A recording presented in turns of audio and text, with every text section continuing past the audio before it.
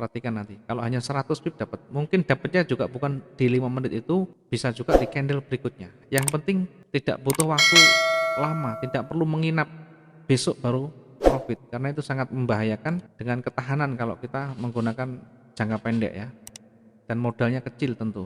Ya seperti ini, yang begini kita tidak bisa masuk sebelum ada penguatan. Ini memang panjang begini, tapi pertandingan masih kalah dengan yang hijau, masih pas 75%, belum kuat. Tunggu sampai ganti candle dulu. Setelah ganti candle kekuatan seperti apa nanti kita coba posisi sell di sana. Kalau misalkan terbentuk sell, target berapa? 100 pip saja. Karena ini candle M5 maka kelihatan panjang begini, enggak panjang-panjang juga ini. Oh panjang juga deh. Oh luar biasa panjang juga. Nah ini 900 termasuk panjang ini. Padahal M5 ini. Nah ini kan mulai tebel. Tunggu ganti candle coba, nanti akan kelihatan di sana. Nah ini betul-betul di M5 itu juga kelihatan nanti kalau udah mau ganti candle M5 ya seperti ini kita bisa ikut sell juga. Kalau udah mau ganti candle dia jarang nanti kembali lagi. Nah ini oke, perhatikan kalau mau ambil sell tunggu dia kuat dulu, naik sampai jadi ekor baru masuk sell. Sama tekniknya ya, biarkan dia naik dulu sekuatnya, nanti habis. Nah kalau sudah habis jadi ekor terbentuk warna merah lumayan tebal, kita baru masuk sell di sana. Nah, ini pura-pura yang begini nih, yang hijau ini mau pura-pura naik, tapi masih kalah dengan kekuatannya. Ya, tentu sekali lagi kalau mau mengambil posisi sell, ini memang kuat sell, tapi tunggu biarkan dia naik sekuat-kuatnya dulu sampai jadi ekor dan terbentuk body yang cukup tebal di bawahnya. Artinya perlawanan buy ini menjadi sia-sia atau gagal dia mau mencoba melawan. Itu akan lebih menjaga kita dari floating yang panjang, biar kita tidak ke floating panjang. Kalau ini terburu-buru kita masuk misal sell, nah nanti kita kena floating yang begini deg-degan dulu. Nah ini lumayan kan. Ini nanti ketika sudah habis, sudah mau ganti candle atau habis begini, mau ganti candle di 5 menit itu dia tetap berpeluang turun ketika nanti penolakan ke bawah kuat sekali. Ini belum apa-apa yang begini ini masih kecil kekuatan, masih kalau dibandingkan dengan merah masih kuatan sekali dengan merahnya. Ya, membacanya tentu pergerakan demi pergerakan. Jadi kita tetap detak-detaknya perhatikan ya sampai ganti candle. Kalau ganti candle ternyata hijau begini bagaimana? Ya kita cancel dulu, kita tunda dulu karena tidak ada penguatan lagi. Ya, mau merah tapi ditolak lagi hijau lagi.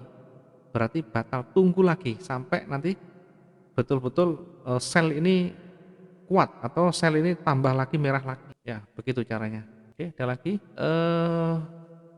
Pak Mujib di Banyuwangi ya. Indikator price action di MT4 saya kok tidak ada. Indikator price action itu tidak ada indikatornya, Mas. Ya price action itu ya candlestick ini. Yang dimaksud dengan price action ya candlestick ini sendiri, Mas. Bukan terus kita nambahkan di indikator begini bukan. Jadi kita pakai indikatornya pakai candlestick ini sendiri.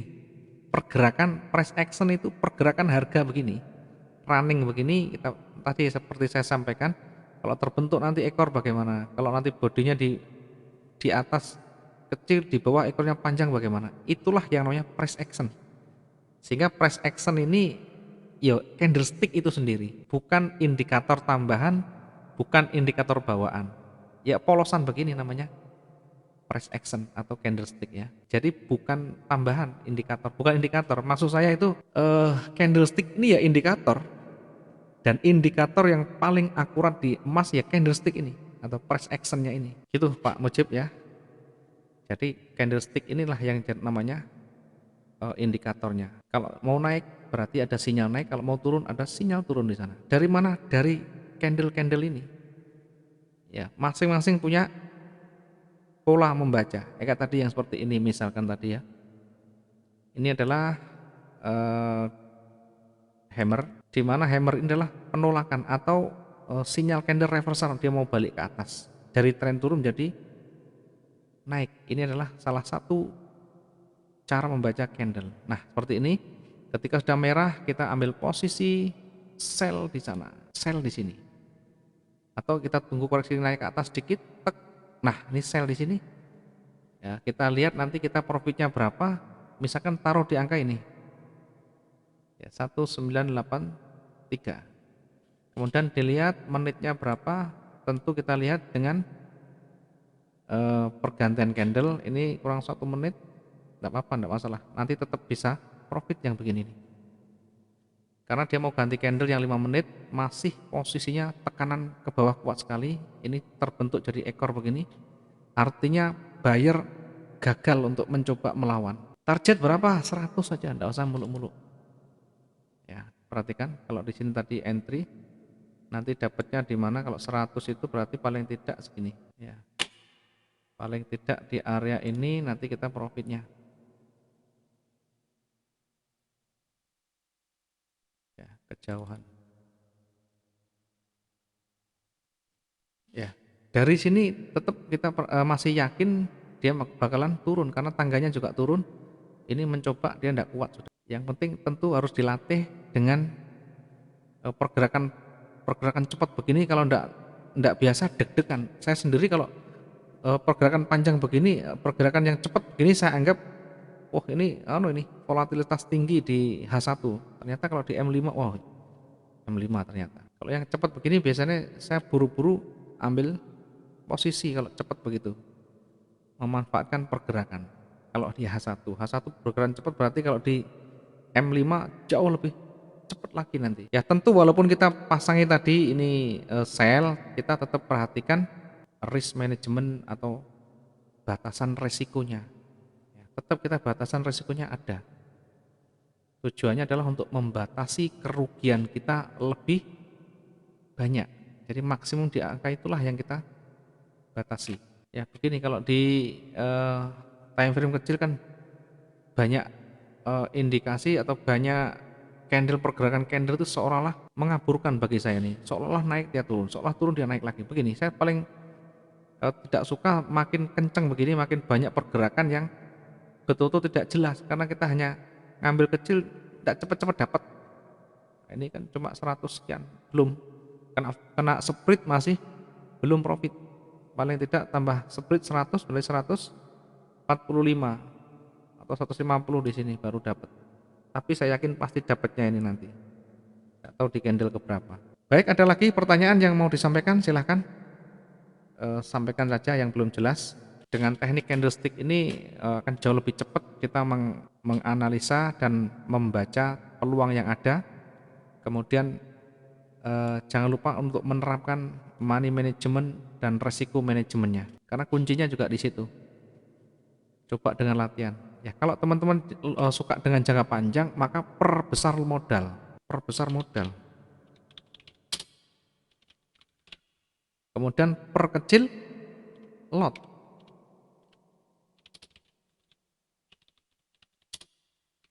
Misalkan modal 10.000, lotnya 0,02, 0,03, tidak apa-apa. Targetnya ribuan nanti. Ya begini, kalau time frame besar, kalau misal modal besar, kita menggunakan time frame besar D1. Ini sangat akurat. Target paling tidak kalau harian, kalau harian itu ya, kalau di emas kan pergerakan sampai standarnya 3.000-an, berarti targetnya harian bisa 1.000 sampai 1.500, atau 1 minggu sekali. Ya 1 minggu sekali bisa 3.000 misalkan. Contoh ya. Ya saya contohkan begini. Ini pergerakan 1 minggu misalkan. Saya buat bersih lagi ya. Ya 1 minggu ini adalah pergerakan batas harian daily D1. Berarti kalau 1 minggu itu isinya 5, atau mungkin senang dengan bulanan. Berarti kalau misalkan begini, contoh ketika dia naik, kemudian sudah ada merah begini, maka di sini kita ambil posisi sell. Sama, membaca pola candle sama. Target bisa ribuan. Taruh di sini sell. Misalkan 0,02, ya, targetnya misalkan 1 minggu 3.000, 0,02. Jadi sama saja harian kita, contoh misalkan kita trading harian kita rata-rata 500 pip misalkan ya. Ya, 1 hari target profit 500 pip per hari, misalkan begini. Berarti kita hitung aja, kalau 1 minggu kali 5 berarti 2.500 sampai 3.000. Maka target kita bisa 2.500 atau 3.000 dalam 1 minggu. Ya, perhatikan ketika kita ambil posisi sell di sini, maka ini 1 hari berarti besoknya dapat lunas. Ini 11.000, 12.000 sekian. Kemudian ketika, jadi ini tidak sampai 1 minggu ya, 1 hari tercover ternyata. Padahal target 3.000 itu untuk 1 minggu. Tapi paling tidak harus mampu menahan pergerakan floating yang tinggi. Harus punya pertahanan ratusan ribu. Contoh ini ketika ini di sini sudah mulai lemah merahnya, kemudian sudah mulai warna hijau. Hijau 2 ini sebagai sinyal, jangan hijau 1. Hijau 1 ini adalah sinyal buy, hijau kedua adalah konfirmasi. Saya perbesar sedikit biar kelihatan. Jadi ini turun merah, kemudian di akhir candle dia ada warna hijau, ada rejeksi, ada hijau, maka ini adalah sinyal naik. Kita menunggu konfirmasi. Konfirmasinya adalah ini. Ketika ini nanti merah, kita tidak jadi entry. Ketika ini sudah warna hijau, berarti kita entry diganti candlenya. Maka disinilah kita entry buy. Misalkan 0,02. Targetnya berapa? 3.000, tetapi 1 minggu, 5 hari.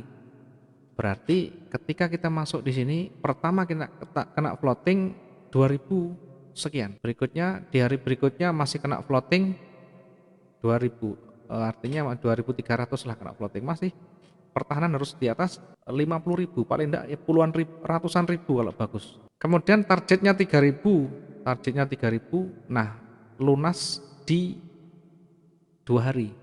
1 hari besoknya enggak dapat, baru di hari berikutnya lunas 3.700 sekian, lunas di angka 3.000. Kita bisa take profit 3.000 pip, sehingga kalau target kita misalkan harian 500, sama saja kalau kita mingguan 1 minggu sekali targetnya 3.000.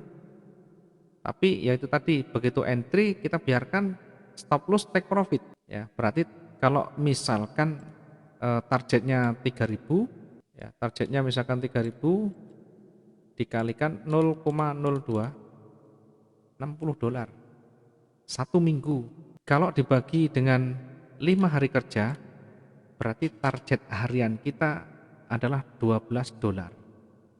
Kalau kita pertahanan kita adalah 50.000 pip misalkan ya, pertahanan kita 50.000 pip, maka modal yang kita butuhkan adalah $1.000 ya. Kita bisa menggunakan 0,02, tetapi sekali lagi tetap memperhatikan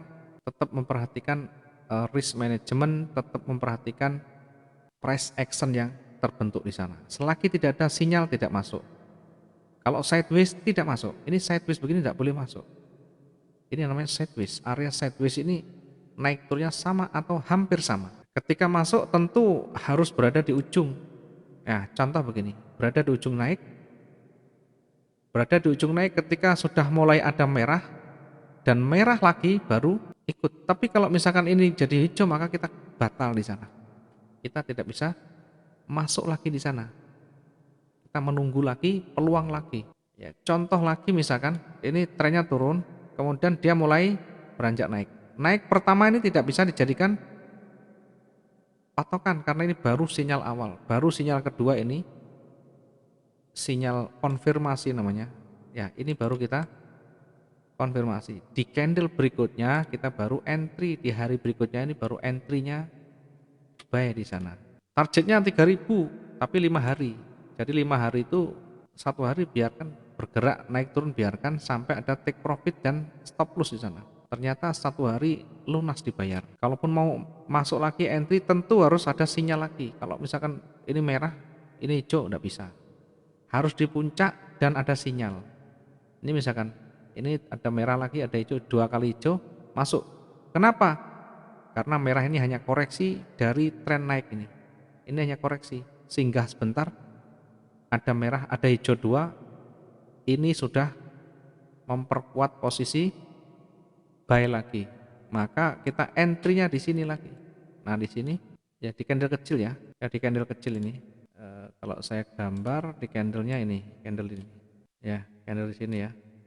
Nah, ini candle ini adalah kita ambil posisi buy di sana. Targetnya berapa?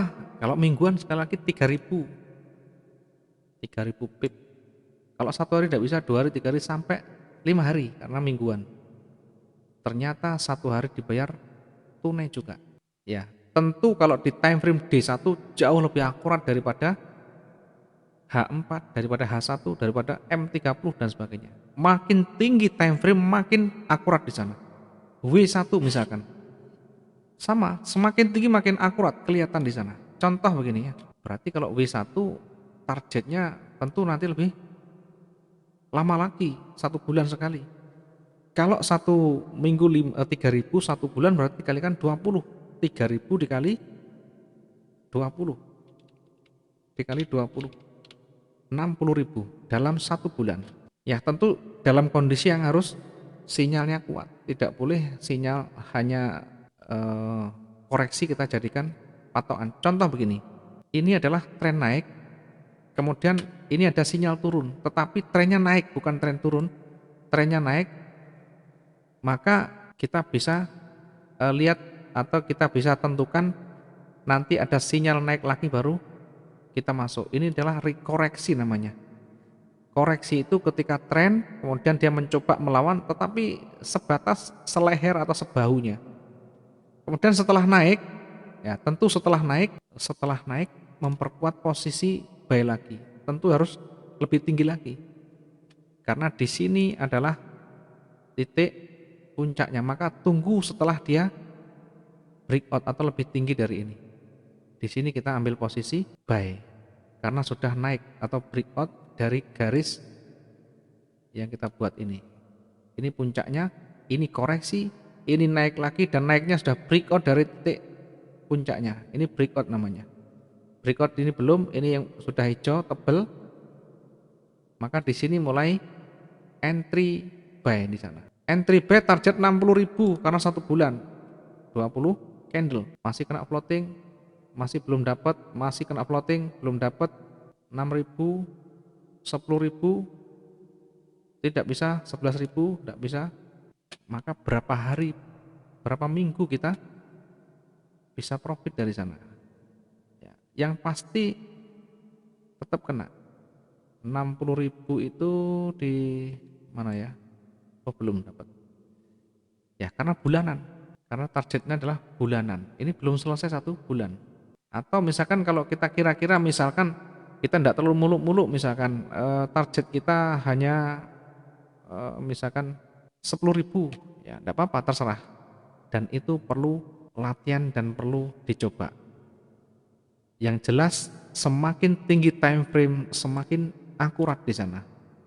Dia akan tampak apa namanya trennya. Tren yang panjang begini, tren yang dengan time frame besar, dia sangat tidak mungkin dibalik oleh berita, oleh fundamental, karena tren panjang ini berat. Artinya fundamental ada berita besar pun dia hanya sebentar habis itu naik lagi. Kalau begini trennya naik. Teknik untuk kita masuk di trend up tentu menunggu koreksi turun baru kita ambil buy. Ini adalah tren naik. Ketika koreksi turun, ya ada koreksi ini baru di sini ambil buy atau tunggu ini selesai besok ambil buy. Kalau kita mingguan berarti minggu depan. Ya, tapi jauh lebih enak kalau kita menggunakan D1 ketika kita membaca atau trading jangka panjang. Oke, itu adalah gambaran perbandingan antara kita trading jangka pendek dengan time frame kecil, time frame lebih besar, dan time frame panjang. Semuanya ada plus dan minusnya. Cocokkan dengan gaya kita, cocokkan dengan modal kita, cocokkan dengan karakter kita. Semuanya akan menjadi profit, semuanya akan menjadi enak ketika semuanya cocok dan nyaman buat kita. Terima kasih teman-teman, waktunya kita lanjut besok. Sampai ketemu lagi di besok malam dengan link nanti saya bagi lagi. Selamat malam dan assalamualaikum warahmatullahi wabarakatuh.